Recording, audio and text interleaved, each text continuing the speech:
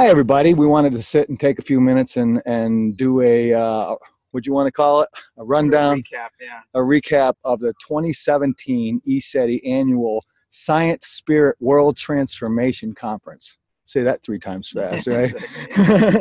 So I thought it was awesome. It started off, we did our opening ceremonies and these beautiful clearings, and we had this, a lot of people got up and spoke and did a couple things in the beginning. But then Lorcan started off with his presentation the first night. I thought that was really interesting. He's got a very unique take on some subjects. What do you think about that? Yeah, Lorcan O'Toole, which a lot of people know the name O'Toole. Oh, so, yeah, Peter O'Toole's son, yes. Yeah. But definitely, yeah, he's got some great insights on a lot, different ways of looking at things and different ways of seeing the world in which we live. And a good presentation. And the others, we had Jordan Sather and Jason Quitt, and I met them at Contact in the Desert, and I go, these are the upcoming stars, they're going to really shake things up. And so when I heard a lot of them talking, it seems like one was one side of me and one was the other side of me. And I go, great. This is continuing. Everything is continuing, because sometimes you just feel like you got the world on your shoulders and you go, people need to wake up. They need to get this information so they can make informed decisions. And they were doing a great job. And then Erica Luke, she was talking about the Utah, and all the stuff. People don't realize that everybody's focused on Area 51, but what would all the areas before 51 and after 51? Right. It doesn't just, it's not the only one. And Area 52 is where all the real cool stuff is going on. Sure. So she covers that. I mean, we've moved all of our super high tech stuff and space fleet things and stuff like that over to 52. But, there's other places too on the planet that are bases that nobody's talking about. But, yeah. But she also talked about it's kind of like the infiltration of ufology and how many people have moved to high places in ufology. They're planned opposition and they're to control the narrative. And she was talking a lot about why she had to leave MUFON and some other things, and start her own program. But, MUFON's not a bad organization. They do some good work, but the problem is that it's too infiltrated. It's a mixed energy there. Right. And so I have a friend, I won't mention his name, but he calls them the unpaid agents. That was interesting. She had some photos that I hadn't seen before too. Some of them were really, and what I thought was really interesting is her approach to exposing the dysfunction and the disinformation that has infiltrated the UFO research community. A lot of women have been pushed out of the UFO community too. And that's kind of sad, but it's good that they're that they're bringing this out, because the heart side is what we really need to get into, because the subjective heart side and the spiritual side is where it's really at. I mean, the intellect, the nuts and bolts, all that other stuff is just a drop in the sea of consciousness. And we keep controlling the narrative and keeping everybody's head cranked back in the past and looking for nuts and bolts and pointing fingers at the government. And a lot of people don't realize the people that are pointing the most fingers and yelling at the government are the government. They planned opposition. Right. Yeah, they found out that what happened is we would revolt and we would start doing our own research and things like that if we didn't install these people. And so they had to install these people, because without a savior, people will revolt. And now that we have a savior, he'll take care of it. He'll do it. Pass the buck. Yeah. And, you're not going to see free energy come out or any of this stuff until we actually, do our own homework, do our own research and start building them ourselves. And same thing with Contact. It's an inner thing. Sure. And so everything's external. They're keeping this external narrative going, and, they're bugs and they're coming and they're going to eat us and whatever. All the doom and gloom. Yeah. And all that stuff. And to keep you in fear in the lower consciousness. And it's that's got to come to a close. That's got to come to an end. What's interesting too is Ken Rolla, and he couldn't be here physically, but we streamed him. Streamed him live to the conference hall onto the big screen, and he touched a lot on the chemtrailing, how to basically set yourself up and detox and things like that. So that was another angle that was really interesting. And I thought the diversity of the speakers was, I mean, it was vast. Yeah. And people were coming at these different and very touchy subjects from really, really unique perspectives. And they had done their homework too. These people are excellent researchers. And I mean, Ken's presentation was outstanding. Oh God, I always tell people, if you can get that DVD and give it to all your friends and pass it out, it's so important. There's so much concise information there, and you cannot, and his delivery was impeccable. And, yes, it was. And it not only did he nail the problem and who's behind it and what's going on, but he also gave solutions, which I really like. So the solutions are in there as well. I think that's real important. We just can't keep complaining. You know, we need to come up with solutions. You know, another thing that was a really good variance on that was Barry's presentation. Barry Littleton. Barry's a real close friend of ours, and we love picking on Barry, but it's not that he doesn't give it back. But no, that was a lot of fun. He was definitely one of the highlights of the conference, and he has some profound information he's putting out. Some of the photos and drawings, and then he just goes so deep into, well, the nuts and bolts, like you said, and he presents it in such a way that it's very easy for people that are just coming into this knowledge to understand. Yeah, and you know, people are having, you know, now with the veils coming down and the veils between worlds are getting thinner, and people are having all these experiences. And you know, in my presentation, I broke that down and talked about the electromagnetic light spectrum and the fourth dimension and all that stuff about what's going on right now. And people need support, you know, to understand what's happening, you know, around them, that we're surrounded by consciousness and energy and life. And it's not just all 3D, it's 4D, 5D, 6D, 13D we've had come here. And so we need to realize that we're not just a body and a personality, we're a spirit, and that spirit's a multidimensional being. And we go all the way back to the source. We began at the source and dropped down through the dimensions to get to here. But we don't have access to that because we're running around thinking we're a body and a personality, and we're kept off center by TV and all the chemicals and all the other things going on. But you know, that's coming to an end too. There's a huge awakening and lifting going on, and I talked a lot about that, about who's behind it, how it works, and you know, what's happening throughout the galaxy, and the influences of the sun. You know, the Schumann resonance off the scale, the cosmic rays are off the scale coming in. So the peak's outrageous. Yeah, we just got slammed by a huge flare, and right now we're in a proton stream. I'm surprised a lot of this stuff is working right now. Yeah, especially here, you know, when it affects our electronics. You know, that on that same train of thought, you know, we had Hollis Polk and Costa Macris, and they did their CE5 initiative. Well, I guess it was a meditation of intent, and it was incredible. We did that in the conference hall, and then that was right before we came out and did a sky watch, and that was a crazy sky watch. There was so much going on. There were so many ships. The mountain lit up. I mean, there were so many different lights all over that mountain. Now, this mountain, I want people to understand, is 13 miles away. And to light up that much of an area, that light has to be not only bright, but big. Yeah. And, you know, I mean, we had people with a lot of these incredible telephoto lenses.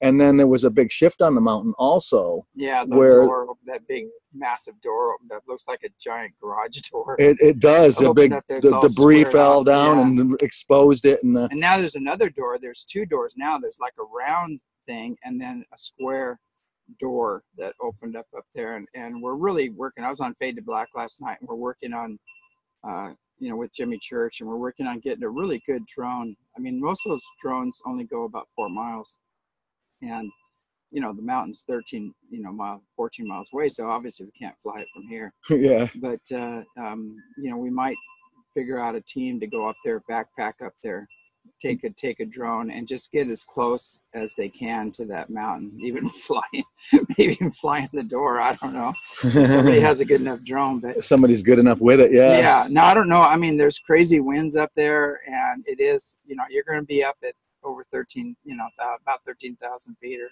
just under, above, right? Yeah, just under 13,000 feet to film that. So, so it's, I think the mountain is what, 12,000 something. I can't remember. 12 and change. Yeah. Yeah. So anyway, so who know? I don't know what the capabilities of those drones are, but I guess we'll find out. And that kind of air current, yeah. And also too, if they don't want it filmed, that drone, it's not gonna go. Interesting. You brought up Jimmy Church. Now Jimmy is the coast. He's been on Coast to Coast. He has that show Fade to Black that you were on last night. And Jimmy's a very interesting person. But his visit here changed that man profoundly. Yeah. He had a lot of personal experiences and a lot of group experiences. You want to touch on that for a minute? Well, he went out. I walked out there with him to the medicine wheel. We have this big galactic medicine wheel out there, and it was funny. He talked about it last night, and he had a profound experience. I was just sitting there talking to him, and I said, "Go walk into the Orion Council of Light Center, that section," and he did. And next thing you know, he just had a profound download. And he was trying to dismiss it. He was kind of kidding around, but he couldn't. It was profound. He went back again with the girls playing the crystal bowls out there, and he had another profound experience. Lit him right up again, yeah. And they got photographs of dimensional changes. Sure. Where things were splitting in half and really crazy stuff going on. I saw that. Yeah, he got a beautiful photograph of a ship over the mountain. He was very involved in the door opening, and the other researchers here saw the door open, and we have a telescope out here too. We've been looking at that mountain for a long time. That door wasn't there. Right. It wasn't there. I mean, for 30 years I've been looking at that mountain. So it's very obvious. I mean, I can see it right now from here, but just with the naked eye. But it's not a little door. It's huge. It's huge. Well, I've been here a little over 2 months now, and it wasn't there when I got here. And it's like when you're here, what's important to understand is as soon as you walk into the Field of Dreams or out front of James Yurt here, there's the mountain. You can't help but look at it. And she just draws your interest. The power coming off that mountain is absolutely amazing. So you tend to look at the mountain often, most every day. Yeah. And then all of a sudden one day we're all standing there with binoculars saying, whoa, what's going on here? Yeah. Because and you can see that, I mean, hundreds of tons worth of debris fell out, and traveled down the face of that glacier. Yeah. That was, there's been some massive activity up there. Yeah, and it's kind of interesting because it's not, to me, it's like everybody's trying to prove, is it a door? Is it not a door, or whatever? It would be cool if it's a door. It's irrelevant because there's other doors on there in caves, and we have ships coming out of them on film. Right. And they open up their own doors. It could be a door, but if you go up there, you may not see anything because it's cloaked, or they have like the door in the center, the big door they open up, it's a gravitational field or whatever, G-force, and they open it up and all the material just kind of swirls out, and they come out and they fly out, and then it closes and comes back. Right. And all you'll see is a giant lava face there. You won't see anything else. And, that's part of their technology. There's nothing there unless you're there when they open the door. And then you'll see something, but otherwise you won't see anything. And they want you to see it, yeah. Yeah. What was interesting, too, is like I've done enough events with you now that to get a real feel of what it's like when you get a large or really focused group. And it doesn't necessarily have to be a large one, but like Self-Mastery was a good example of that when, the focus of that particular group was intense. Yeah. And we went through your Self-Mastery seminar and all the different, aspects of that, which I love, by the way. And then when we went out and did the Gong, that was just, it was so powerful. It was hilarious too, because the energy, it was just this wonderful joy. It was really, really powerful. Yeah. But the aspects of that, are multifaceted. And because when you carry that frequency and that many people are holding that frequency, it calls in contact. Yeah, oh yeah. And we had sky watches that were off the hook. Yeah, there were so many ships coming in. You got 7 ships in one frame. Yeah, because you had the night vision going. Now, what I saw, I was sitting just over here, And it was really active. Ships were all over the place. But then I saw 3 ships converging from 3 different angles. They came together, formed this perfect triangle, and then as they expanded, the triangle got larger and larger, and that we're all just like, whoa! Everybody was yelling and cheering. It was a blast. And then the next day, you were telling me, well, I think there were 4 in there, and then you looked at it again. It's like, no, there were 7 ships in that one frame, and it was just, it was amazing, you know. And the big power ups when they came over. So I mean, they light the place up more ways than one. There was so much going on, and I think it's important. You know, Ashley did a really good presentation about, you know, unseen negative influences and keeping your space clear, and, you know, owning your stuff and things like that. And that's so important right now on the planet. And then Joseph talked a lot about, you know, his thing about cleansing the body and keeping the body clean. And he has, you know, his techniques to do that, you know, the cleansing techniques and super shots and all that other stuff. So I don't know if I'm missing anybody. Am I missing anybody? I'm trying to think I'm trying, you know, because we had the 2 guided meditations. We had, there were also the workshops. So Costa and Hollis did their own workshop. Oh yeah, my brother gave it. Oh, Jay did an awesome one on the breathing. Yeah, he gave a great talk, and I wish we recorded that. Unfortunately, it didn't get recorded, but he did a great talk about the breath work and higher consciousness and going into those altered states and how people have spontaneous healings and things like that. So. You know, there's and that's actually the first time he's actually gone on stage and really and talked. Yeah. Oh, he did great. And then, then he had he had, I think it was a 7 or 8 hour workshop that day. Yeah. You know, that was intensive, you know. Now I didn't attend that. I was very busy, and but you know, I had my own workshop to do that day. But and that I have to say also is that was my first time speaking publicly. And I just felt so at home, and I felt so accepted. It was just a wonderful honor to go through the synchronistic occurrences that brought me to speak at that podium. And then I did my workshop, and we had a 100% success rate of getting of people speaking their light language for the very first time. 100%. We usually average the high 90s, but this one, you know, was right on the mark. And even the kids out there were doing it. Right. Some of the kids were speaking light language. Isn't that awesome? Yeah. You know, and for those who are unfamiliar with light language, what is it? It's a multi-dimensional expression of energy, bypassing ego and intellect. If you want to look at more of that, you can look up my YouTube channel, which is We Speak, Unity Community, or the Unity Light Activation Group on Facebook. But I want to say that the main theme that I walked away from the conference was bring the new information in. Let's get out of the old stale habits of, Roswell. Roswell was almost 70 years ago now, you know, and you know, And then the other thing was the whole aspect of how important the spiritual aspects are to this vast subject that we're discussing and your life's work.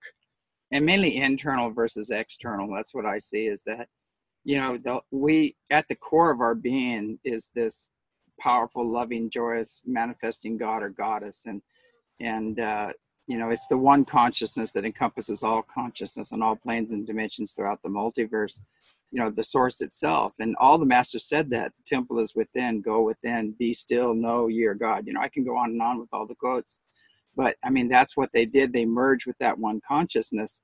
And if you want to make contact, that's how you do it. You go within and you open up and you expand in awareness, and all of a sudden they contact you and you go, oh, and your family and friends from star nations and other lives and all that stuff start coming to you. And then also learning self-authority, how to heal in the unseen negative influences and maintain your sacred space. You know, teaching those are really important. But it's what I'm seeing right now. I think the main thing focus on this was all about tools of empowerment and self-authority.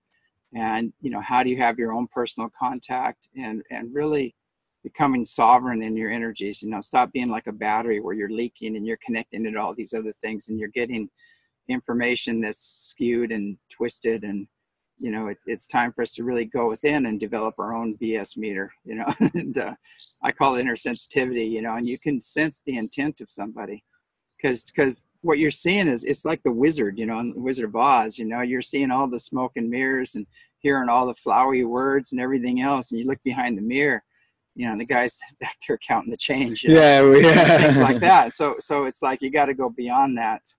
And it's important not to be distracted from making your own personal connection with, you know, creator, source, God, whatever name you want to give it.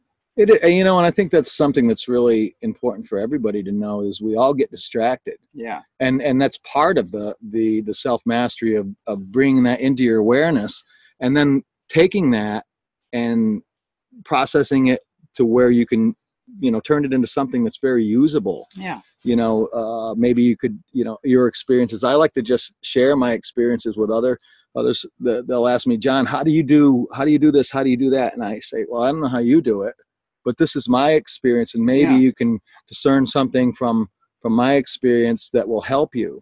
But we're all different in that aspect. Yeah, we're all unique, and we need to be authentic and find out what our own unique purpose is down here. And so I always tell people, you're following others, you're lost, because you need to tune into your own unique experience. But here we have a lot of like-minded people sharing and working together and bringing their own unique assets to the party.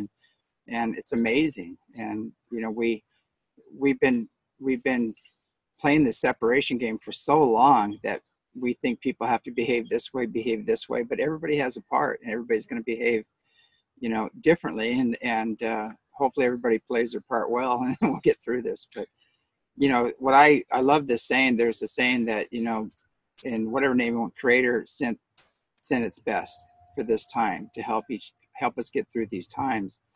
And the best that the Creator sent is us. And we need to wake up and realize that we came from some very advanced civilizations, very spiritually and technologically advanced civilizations, incarnated here to help shift this planet. And you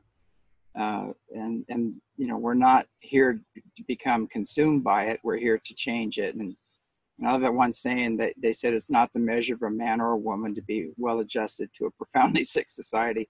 So don't care about acceptance and approval outside yourself, especially by the masses, because, you know, it is a profoundly sick society right now. And if you don't think so, you know, you just have to look around. Look at what we're doing to the environment, to each other. Look at the wars, look at the pollution, look at the food, I can go on and on. But it is, we need to address that and deal with it head on. We can't play the denial game anymore, because it's not in our highest and best good. And it starts right there. It starts with the individual, and it starts with, you know, like you said, you know, you're not going to find the answers looking outward. Yeah. There's no external source of what you're looking for. You're looking in the wrong direction if you're looking outward. Yeah. You know, and I did it for years. I think a lot of us do. And I was resigned to I was actually isolated quite a bit during that period of time, but it pointed me inward. And it was the greatest gift I could have allowed myself to have. And then my awareness started to expand. And I know that anybody who will really, you know, go authentically and you know, truthfully into themselves, they will expand just by the virtue of that thought alone. Yeah, we need to be brutally honest with ourselves. Yeah. You know, and look at what we're doing and what we're saying and how we're behaving, and just see how that fits into universal law, or how that fits into the higher frequencies. And also too, we need to acknowledge, you know, that there are certain entities down here that are self-serving, that don't have our highest and best good, and we need to deal with that. We can't just deny it and shove it under the rug, you know, because you know, out of love for humanity and the earth, you're going to address this stuff. It's not because you're lower than. I've seen, you know, why are 13th dimensional beings coming here to help us? Because there's a problem. Right. There's some very nasty beings doing their thing down here. And so we need some very powerful light beings to counteract that, and that's why they're here. So we need to acknowledge that and play our part in it, and also give thanks for their assistance, and initiate more contact, more help, you know, to get through these times. You know, there's been a shift of energy up here at the ranch. Well, it's planetary as well, but the shift of energy, because you know, being at the vortex here, it's definitely, and I use this phrase a lot in my presentation and workshop, is amplification and acceleration. So those things really, you know, make a big big impact. And what gets done here, or the energy that's focused here at a vortex or other vortexes, does go into the collective much faster than if you were away from it. So the shift of energy that I've been feeling is the awareness of self, and I'm seeing it in all our crew. I'm seeing it, and this is something different that I haven't seen as much of it. And I think that, you know, it seems like that kind of is it's the mantra of the ranch, is to really, you know, is to step that up. Yeah, hold a frequency and take personal responsibility when you're not, you know. That's basically the game here, you know. Maintain a consciousness and energy here. That the Pleiadians told me that over and over again. They said, I asked them, you know, about the ranch, what's our most important mission here, and she said to hold a frequency, and that frequency is like an acupuncture point for the entire planet. So when we do all this work, it's actually infusing the entire grid, the entire planet, and, you know, helping with the shift. And we can all play our individual part in that. There's nobody more important or less important than another. We can all, you know, play an important part in the days to come. I just want to say, you know, publicly, thank you so much for giving me the opportunity to speak at my very first international conference. Yeah, I was a little nervous at first, but yeah, it was really great. But I had to say, Barry Littleton wins the most nervous speaker award. You know, but we love Barry. Yeah, we kept torturing him until he got out of it. Yes, we did. We were relentless with him. I wanted to tell you some of the things I said to him just to get him to laugh. But oh, and you did. And then Barry's laugh is so contagious. I was 200 yards away, and I could hear him laughing. We were really having fun with him.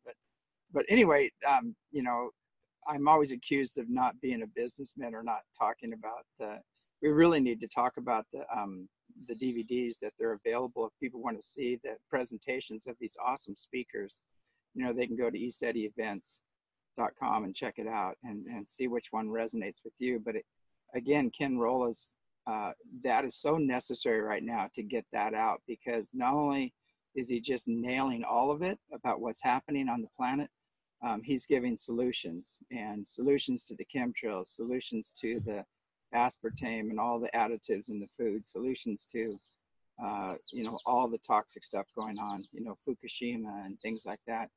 And that's what I love about it is that, you know, he not only nails and says, this is what's going on, and this is who's behind it, this is who's hiding it, but this is how you fix it. Yeah, that's how you fix it. And I think that's really important right now.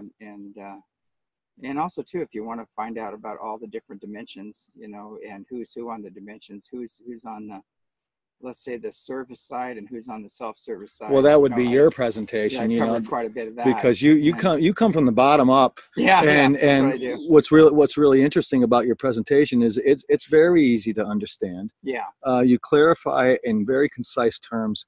And these are things, that was one of the things that resonated with me when I first saw one of your videos. Was I knew a lot of these things, but I couldn't put the puzzle pieces together. Yeah.